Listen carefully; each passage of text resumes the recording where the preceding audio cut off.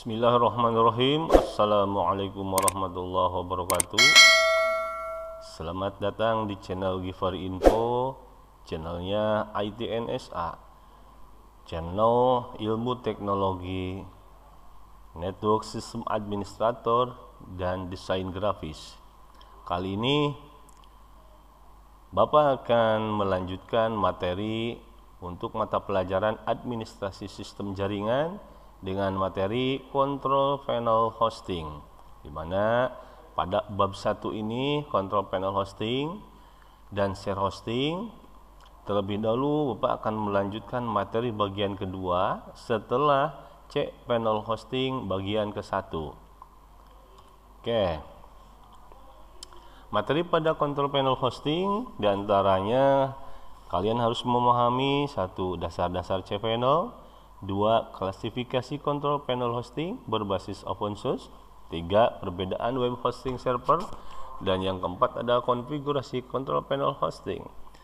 Oke, kita lanjutkan. Setelah dasar-dasar cPanel, kita harus mengetahui klasifikasi control panel hosting berbasis open source. Apa saja yang ada atau contoh-contoh dari control panel yang bisa digunakan oleh kita semua. Oke, yang pertama, klasifikasi control panel hosting berbasis open source.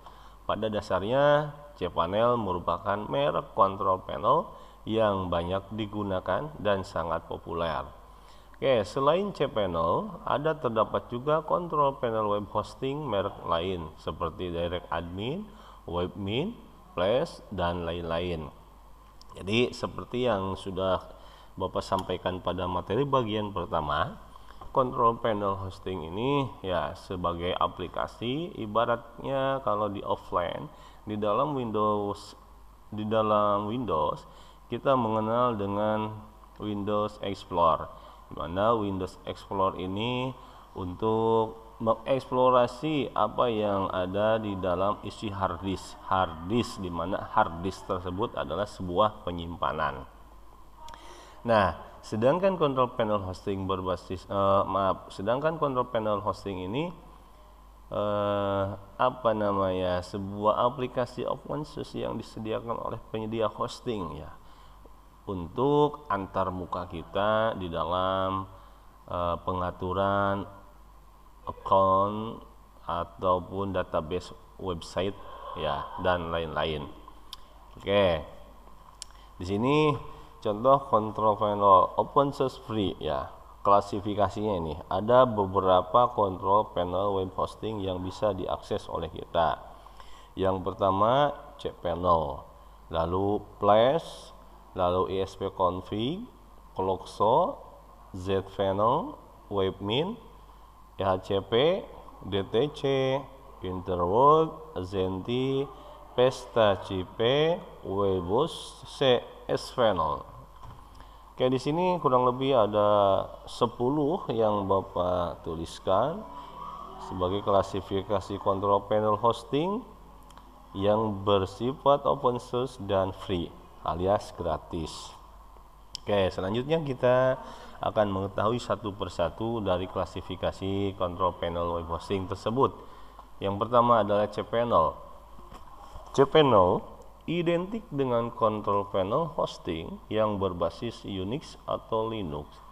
cPanel memiliki fitur yang sangat lengkap yang bisa digunakan untuk mengatur semua kebutuhan dalam pembuatan website melalui tampilan grafis yang mudah digunakan dan responsif.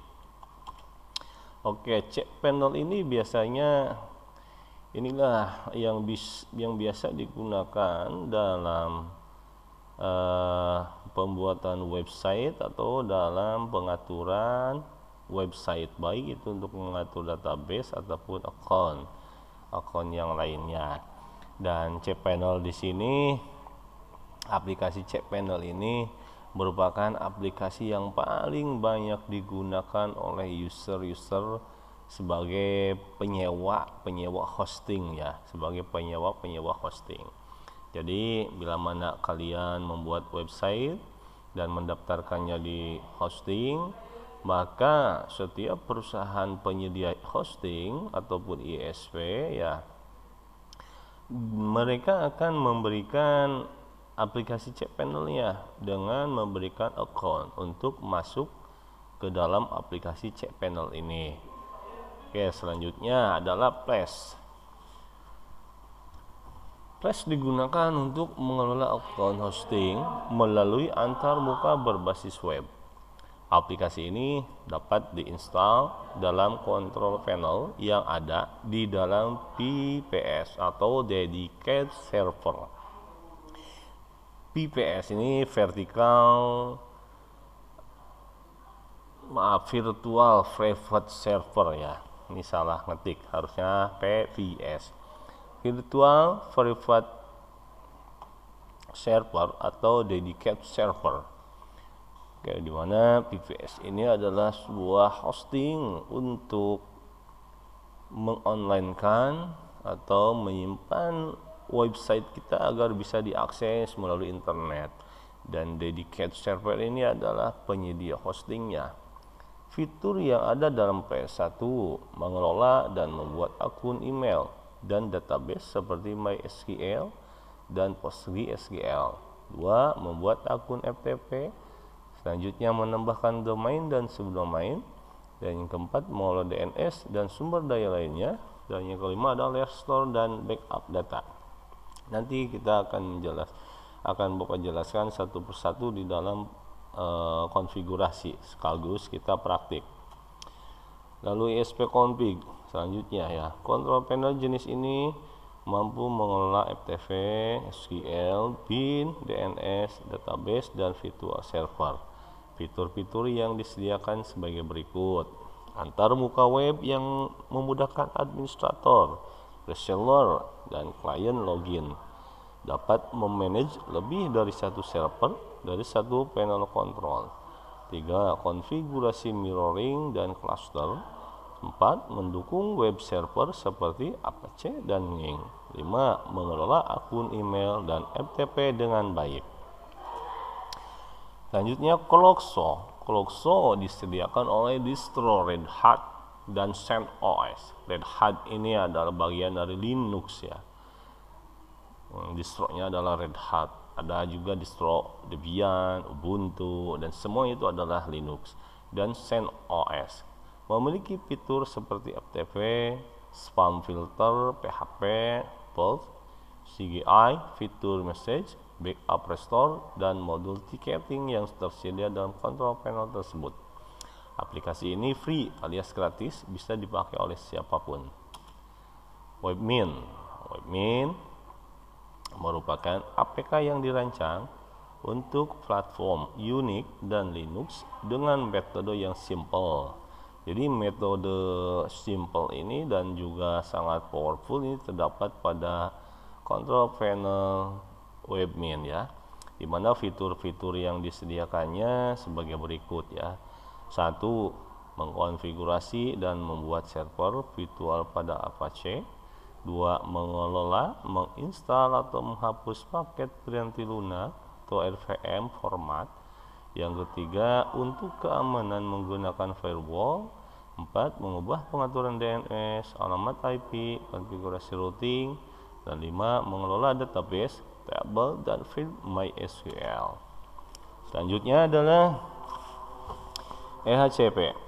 EHCP atau Easy Hosting Control Panel identik dengan software control panel gratis untuk menjaga server hosting berbasis web dan juga berbasis open source yang dapat digunakan untuk hosting situs web, akun email, akun FTP, serta subdomain gratis.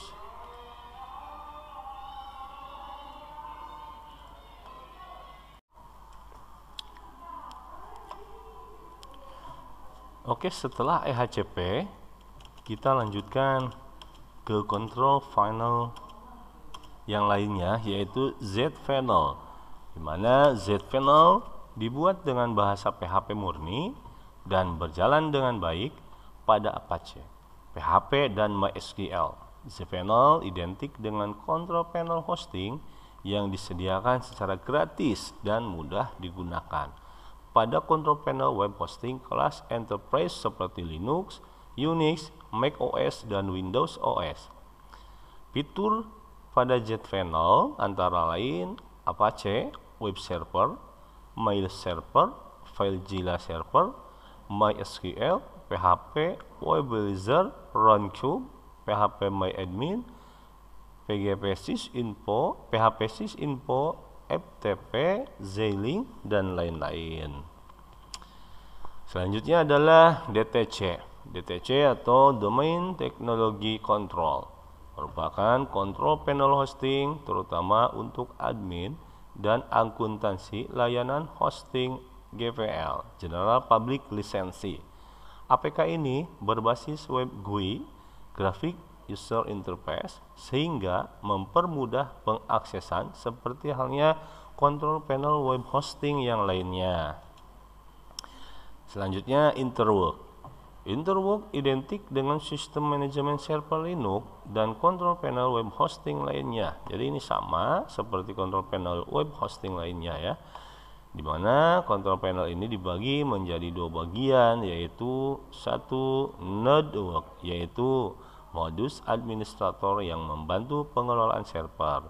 Yang kedua Sitework, yaitu website owner view yang membantu end user untuk mengelola account. Selanjutnya adalah Azenti. Azenti merupakan kontrol panel berbasis OpenSearch yang kaya fitur, kuat, dan ringan. Kontrol panel web hosting ini cocok digunakan untuk dedicated atau penyewaan server secara utuh dan virtual private server atau VPS hosting yang merupakan sebuah layanan hosting agar website bisa diakses melalui internet. Oke, fitur-fiturnya sangat lengkap yang ada di dalam Azenti ini, diantaranya satu Apache, dua Nging atau Nginx ya, nulisnya Nging, itu dibacanya Nginx ya. Tiga MySQL, FTP, Firewall, selanjutnya File System, 7 Cron, 8 Munin, 9 Samba, 10 Squid, 11 dan lain-lain, masih banyak yang lainnya. Itulah klasifikasi dari kontrol panel web hosting ya, yang terdiri dari beberapa jenis dan semuanya memiliki fungsi dasar yang sama, hanya saja dibedakan dengan fitur-fitur yang tersedianya. Di mana kita akan melakukan pembelajaran selanjutnya, yaitu pembelajaran kontrol panel hosting yang ketiga, yaitu bagian konfigurasi. Di sini kita akan praktek ya. Prakteknya menggunakan Azenti. Praktek kali ini kita akan menggunakan Azenti. Oke, tunggu video tutorial selanjutnya di dalam konfigurasi kontrol panel hosting.